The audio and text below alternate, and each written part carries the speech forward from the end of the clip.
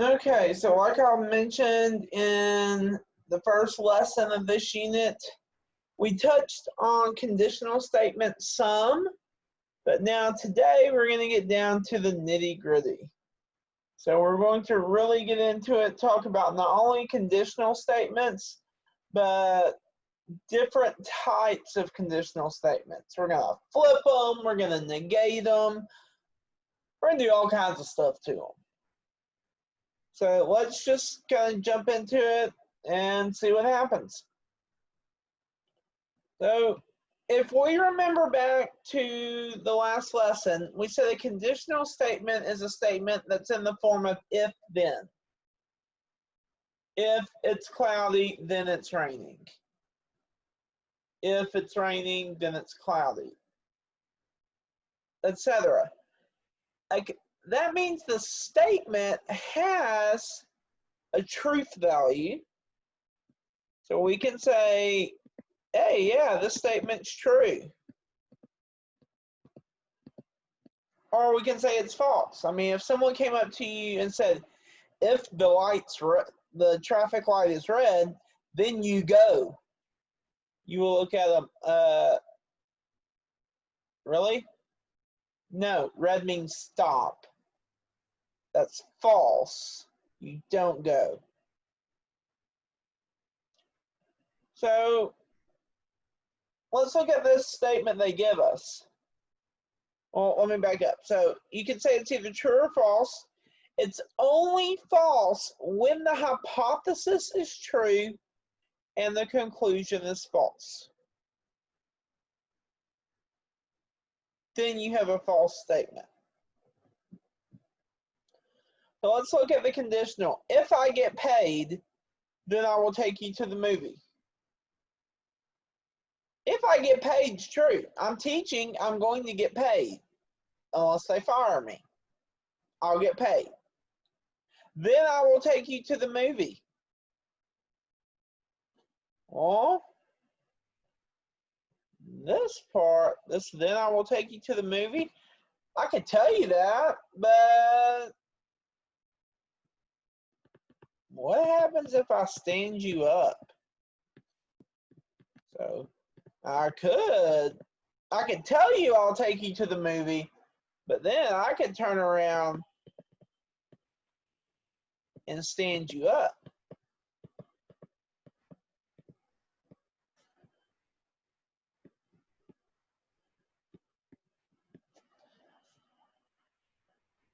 And not even show up. And then you're wondering, where is he? He said he would take me. So then you'd call me a liar because I didn't take you to the movie. I told you something that was false. So to prove a conditional statement is false, you only need to find one counterexample.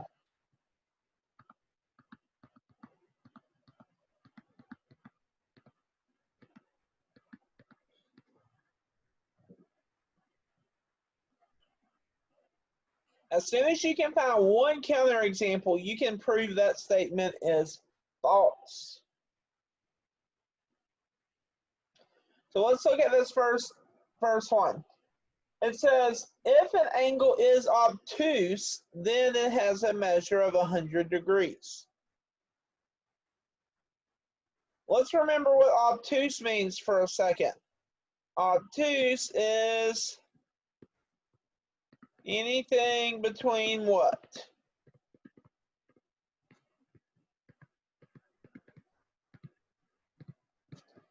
(90 and 180). So what this statement is saying is, if it's obtuse, it has to be 100 degrees. Does that angle have to be 100 degrees if it's obtuse? No. We just said it can be anything between 90 and 180.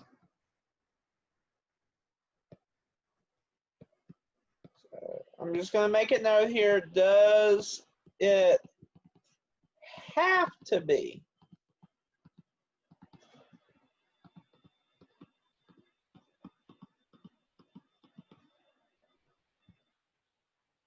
And we set, come back. Where'd you go? Where did you go?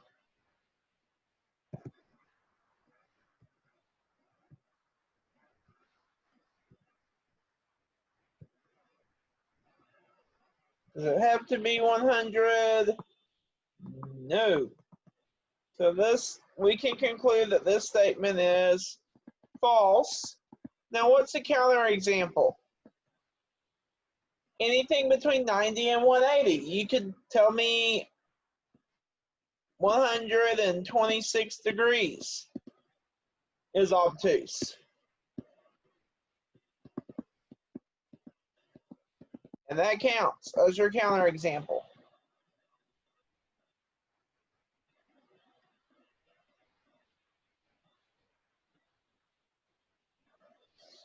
Okay, so that's just truth value. Now negation. You may have heard me say this before if you've been in my class, or you may have just heard someone else say, like, you're gonna take me to the movies, right? And they just look at you, negative, Ghost Rider. Like, no. So negation means no or not. That's all negation means, no or not. So the negation of a statement P is just not P. The negation of saying the sky is blue is saying the sky is not blue. That's all it is. And we write that with a little, it's called a tilde. Just looks like a little curvy line. The example, they give us a conditional statement. M is the midpoint of segment AB. The negation would be M is not the midpoint of segment AB. That's all negation is. Just saying no.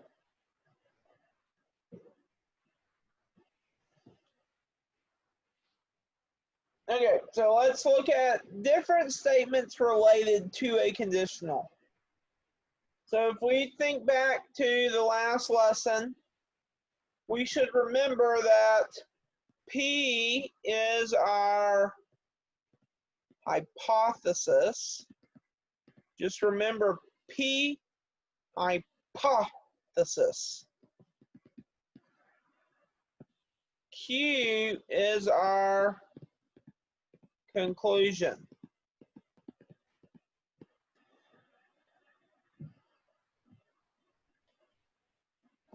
So thinking back to yesterday, a conditional statement is the statement that can be written in the form if P, then Q.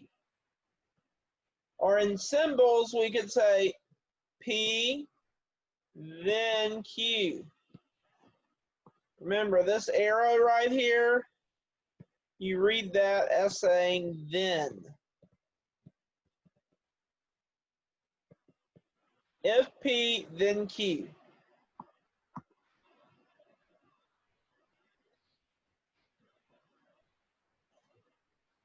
Something else we have is called the converse. So the converse is the statement formed by exchanging the hypothesis and the conclusion. So we would say if Q, then P. So here, to get the converse, all we do is flip. We flip the statement.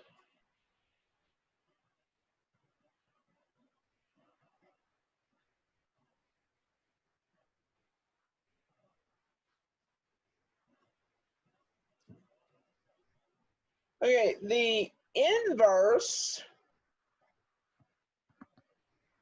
let me change colors here. The inverse is the statement formed by negating the hypothesis and the conclusion. So if not P, then not Q. So I say this is the one with the nots.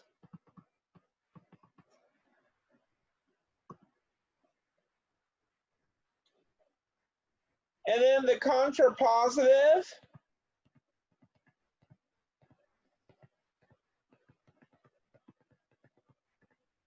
is the statement formed by both exchanging and negating the hypothesis and conclusion. So this is the one that says if not Q, then not P. So this contrapositive, remember, it's the longest word, and it's the one we do the most to. We do the flip and the nots.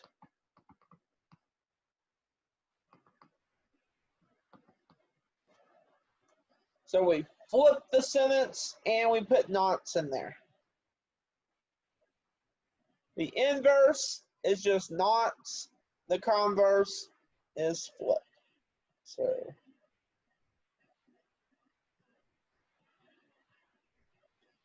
okay, so let's take these and get some practice with them, because that's all fine and dandy if we just did definitions, but we need to get some practice. So this next example asks us to write the converse, inverse, and contrapositive of the conditional statement. Then we have to find the truth value of the statement. So what I recommend here is finding your hypothesis and your conclusion first of the original statement. This will help you. So if the measure of angle A equals 95 degrees, then A is obtuse. Well, let's see. Remember, if tells us that our hypothesis is coming up. Then means our conclusion is coming up. Notice if and then are not part of the hypothesis and the conclusion. Okay, now let's do converse. So converse is which one? If we look back at our notes on the front, converse is where you flip them. We flip the order for converse.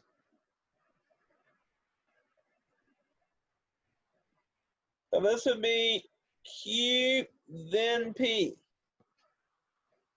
So let's write that statement. If angle A is obtuse,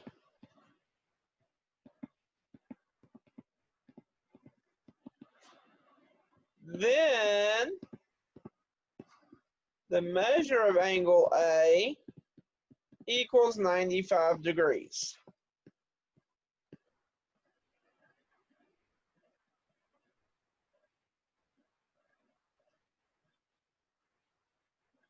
That's all converse is.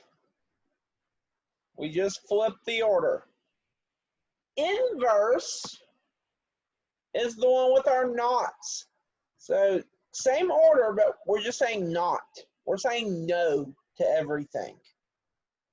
So no to P and then no to Q.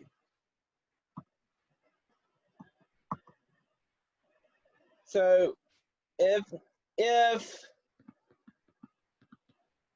the measure of angle A is not equal to 95 degrees, then angle A is not obtuse. So see how I kept it in the same order? I just said no to everything. That's what inverse is. You're saying no to everything. Contrapositive, it's the longest word, so we do the most to it. We have to flip it and say no to everything. So if not Q, then not P.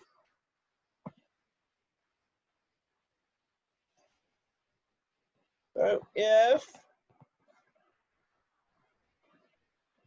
angle A is not obtuse,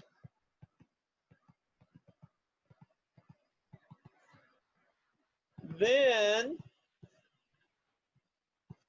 the measure of angle A is not equal to 95 degrees.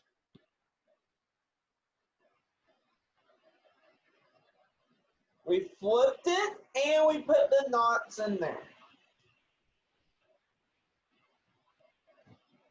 Okay, now the last part asks us to find the truth value of each statement. So let's start with the conditional. If angle A is 95 degrees, then angle A is obtuse. Is that true or false? A is 95, then it's obtuse. Yeah, that's true. 95 degrees is an obtuse angle, so that's true. Converse. If A is obtuse, then A has to be 95 degrees. We already saw an example like this, so hopefully we realize that is false. A does not have to be 95 degrees. It can be 123 if it's obtuse. I mean, it does not have to be 95.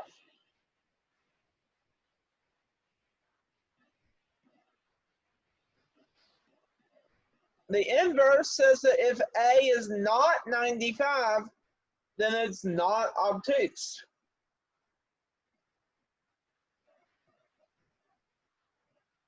What if it's 94? It's obtuse. So this one would be false. It does not have to be 95.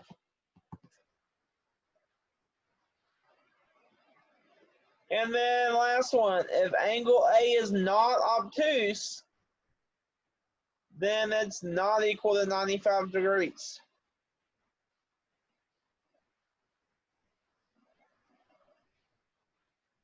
Yeah, I would say that's true. If it's not obtuse, then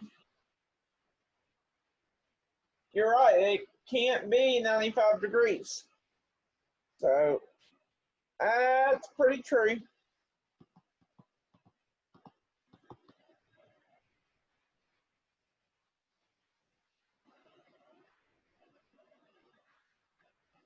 Okay, so that's that example.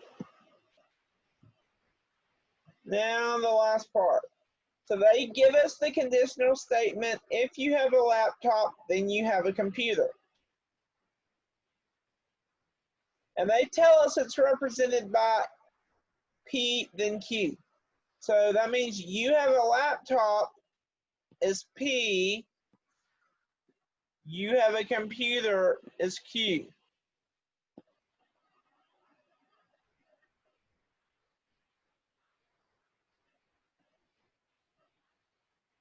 They ask, how can you put the next sentence into symbols? If you have a computer, so which letter is you have a computer? This is Q. Then you do not have a laptop. You do not have a laptop is not P. So we start at Q, we end at not P. Which answer choice does that? Answer choice A.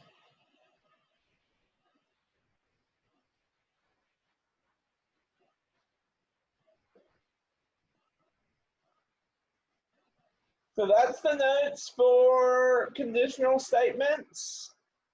Stay tuned for the guided practice.